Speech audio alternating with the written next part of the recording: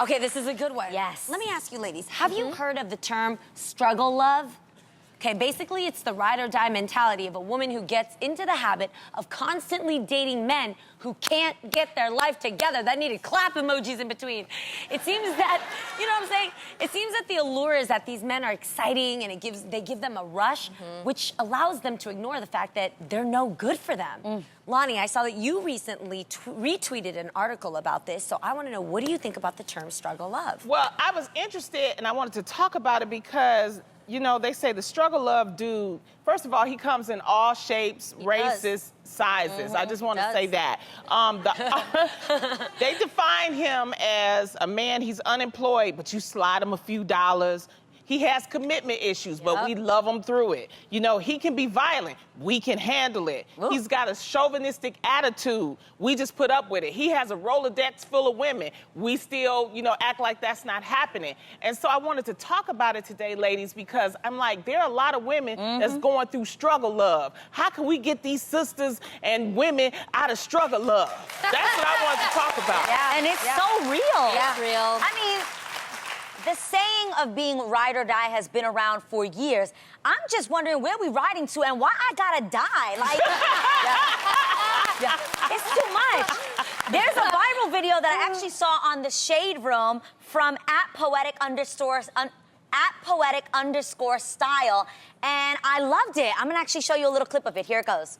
Being a good woman is not about how much you can take or how long you can stay. If he's not doing what he's supposed to, cut him off and be great. You're not obligated to stay through everything. That's what he wants you to believe because it benefits him.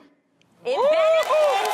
Yeah. Good. Struggle love benefits him. Listen to that, women. I love the idea of, like, okay, in this he actually said, yeah, he wants you to be a ride or die, but he has two bitches in the back seat. Right. Two side bitches, actually, was what it was. Okay, But, like, you guys, we gotta think about this, and I think the root of all of these issues is the fact that as women, we don't love and value ourselves. Right. Yeah. That's the root of all of the problems. Not only that, we think about loneliness. You know what I mean? We think that we are going to be alone. We think that there's nobody else out there for us. And that's dangerous to think because it's just not true. I mean, you're not living your best life, as, you know, Lil Duval would say, if you're struggling, you know, with it. You have to learn to live your best life. You have to learn to have the confidence to let some people don't. And you're not lonely if you enjoy your own company. And a lot of women don't know how to enjoy their own company. They don't know how to just be with themselves and have a great time on your own. And that's why they're afraid to be alone. I have to say, you guys, I went through this when I was dating. I really didn't know much about dating because I You went through struggle love? I sure did. Haven't we all been through struggle love? I sure did. Sister struggle? I sure did. That is proof, friends, that any of us can go through this. Yes, and the thing is, though, what got me out of it, I had a great, and I still have this best friend. She actually showed me, she said, you know what, Tamara, you sit here and you're complaining about all these guys you're dating, but guess what? You've got a pattern, and you have to recognize that. You're always going for men that you actually have to fix, and they validated me in the sense that I felt needed, right? So in psychology, that's called being codependent. I realized that I wasn't being independent in my relationships, but most importantly, I didn't realize at that point, like, wait a minute, I'm loving you real good. I deserve that in return. That's right. And I don't mean physically, you know what I mean. I'm talking about, you know, I would help take care of them mentally to the point where I was the one that was always exhausted. No, ladies, we are so much better than that. And the right one for you, it's gonna work out. Two halves don't make a whole, two wholes make a great team. That's right. That's what I always say, and it helped me out. You know, there's something in the air right now, because I love that you retweeted this, and I've been thinking about this too. It motivated me so much that I actually recently started a book club to have this conversation on the ground with my fans, because I read something and it said, if a flower doesn't bloom, do you fix the environment or do you fix the flower? Whoa. Exactly. Think about it. Now, when you think about your environment, right? You think about the people you talk to, the grams you're searching, the things that you read, the music you listen to, the conversations you get fixed up in, the men that you date and you choose. We can't blame those other circumstances because, boo, you are the one responsible for the soil, the earth that you put yourself in to grow and bloom the way that you should. Yes. Right? Loving yourself. Yes. No one blames the flower. Whoa. Blame the environment. Blame the environment. Yeah, so you have the power to change your environment. Well, ladies, let's get out that struggle, all right? No, that's such a great topic. Yes. My question is, we can say that, right? But I'm trying to think for myself. Like I just said, I've been there too. I don't want to sit up here preaching at you like this is, you can't do that. And I'm trying to think, what made me change that struggle of what can we tell these women that like are in that are still in that today to get them out of the struggle of? You have to ask yourself certain questions. Like, for a long time, I only concentrated on my career. Now I have, you know, a halfway decent career, thank God, you know. And Hey, now that's it's all? time for me to focus. It's halfway decent. But it's always room for improvement. Oh, but- sure. Right there with you. So now I need to concentrate on my social life. And I was one of those struggle love girls, you know. I could think back, it was years ago. But then I said, okay, well, how am I going to get back into my social life, right?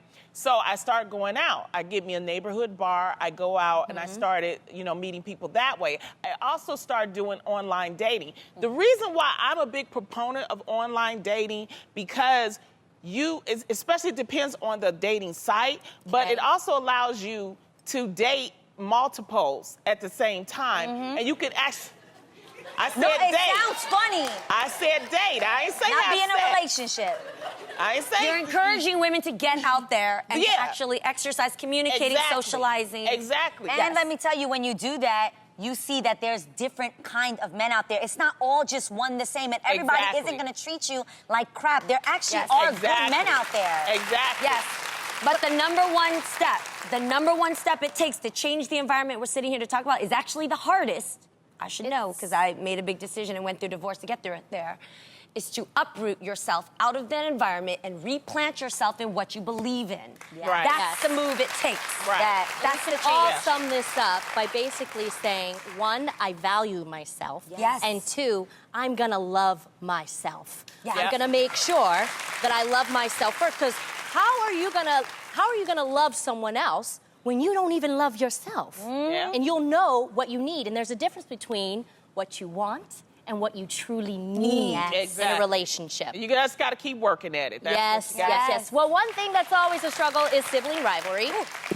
I got a lot of siblings, y'all, so I get it. And believe it or not, sibling rivalry can get extra real and ugly when it comes to who gets what in a will after someone passes. But are parents really obligated to divide their stuff equally to all their kids? Like, what if there's a child who really was mom's favorite? Or a sibling who just did more for the parents in their time of need? Interesting question. So, lady, what do you guys think?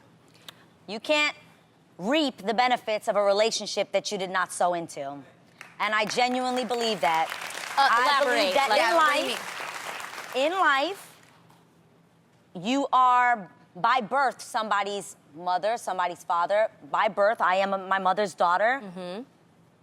I think that it is true that me and my mother's relationship is fruitful because I have sowed into that relationship with my mother. I actually don't have to be my mother's friend. I choose to be my mother's friend. My mother chooses to be my friend. So you're saying if a child hasn't sown into whatever they were born into, 100%. That doesn't automatically make you rightfully owed whatever she has. Correct. That to me is, what's that called? Entitlement. And I don't believe in entitlement. I don't think you just are born and like, well, I could treat my mom like crap my whole life, not be there for her, put her in a home, treat her awful, never come visit her. Oh, but when she dies, I'm gonna get the money. How, when, what? I'm not a mother yet, but I am someone's daughter, and I think about those things. And I want to be how God calls me to be a daughter and be there for my mother and honor my mother, honor my father. And then I can say when they pass, okay, then I can reap the benefits of maybe what I sowed into them. Like, I think if you're even thinking that way, something's wrong with your thinking on like, when my parents pass, what am I gonna get? Why are you thinking that way? Why don't you be good to your parents while they're alive here because they gave birth to you, they love you, they're kind to you? I think it depends. It's such a hard question because I wonder for a parent what they go through in their mind when they say have to pass on and write out their will. But as a sister to two brothers, I really respect that my parents don't love one more or less. For sure. They love them differently.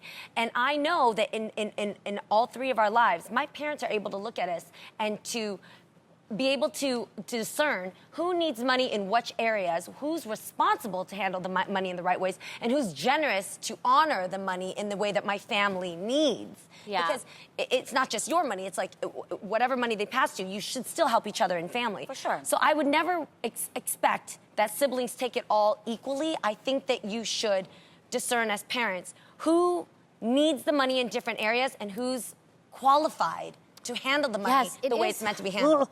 That is tricky because, honestly, Adam and I have thought about this. We have two children. Up front, you want to equally, distribute the money to your children because children talk. Like, what if the other one says, oh, you only got this? And then the other child is like, oh, well, I only got this. Then you've created some type of competitive situation. Yes. So for me, I'm thinking of it kind of like a prenup with you can go in after you get married and get a postnup. So initially, our will, we will disperse the money equally to our children.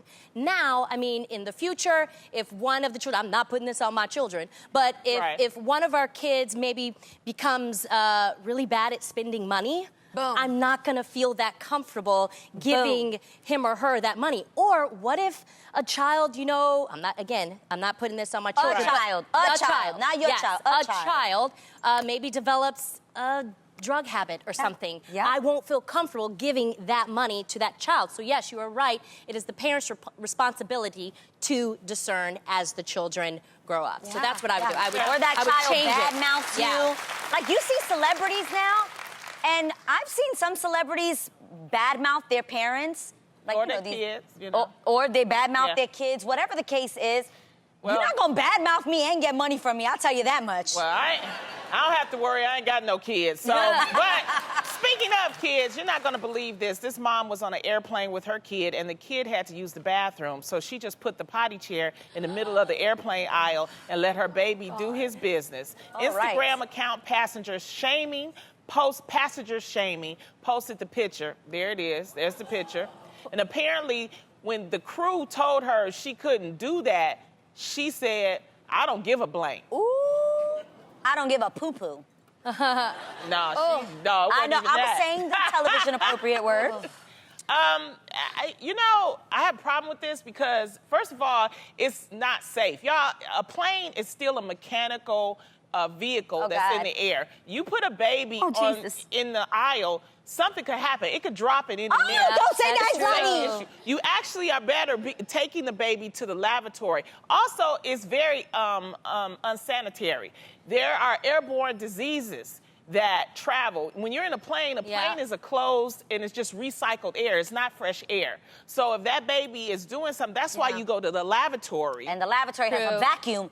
Exactly, to do that. So, I know, and no, it's okay. I don't like how the mom handled the situation when the flight attendant said, no, I'm sorry, you can't do this, and she responded rudely. I just finished potty training Araya, and I know sometimes once, as a parent, you are moving towards that milestone, you never want to go back, and maybe there was someone in the lavatory, and that baby really had to use, the bathroom, but that's the reason why, where there's two things. You can either go in the back of the plane, or there's a thing called, a galley, where the flight attendants usually sit. You can have your baby, sit there and you can cover. But also, there's these really cool travel contraptions that you can put on top of adult toilets so that their little tushes don't fall inside. That's what I was wondering. They don't carry those on the plane, but you can get that at like Amazon.com, and they're fairly reasonable. A lot of parents carry like a potty. I do have a travel potty for Araya because sometimes once they are moving in that direction again, they don't want to move back. Like Araya, she will not. I cannot put a pull-up on her. So if we were to take a flight, would you do it in the aisle? Hell no. Okay. No. And she could have, like I said, she could have gone in the back, gone in the galley, and put up a blanket or something. Just so the kid can her feel privacy. Yeah, Yes. you could also, I mean, it's traveling. You can prepare. You can always hold the baby over the toilet. Oh, yeah, there's so many different it's ways. ways. And to on handle another that. note, you gotta smell that? I gotta sit there and smell that in my seat?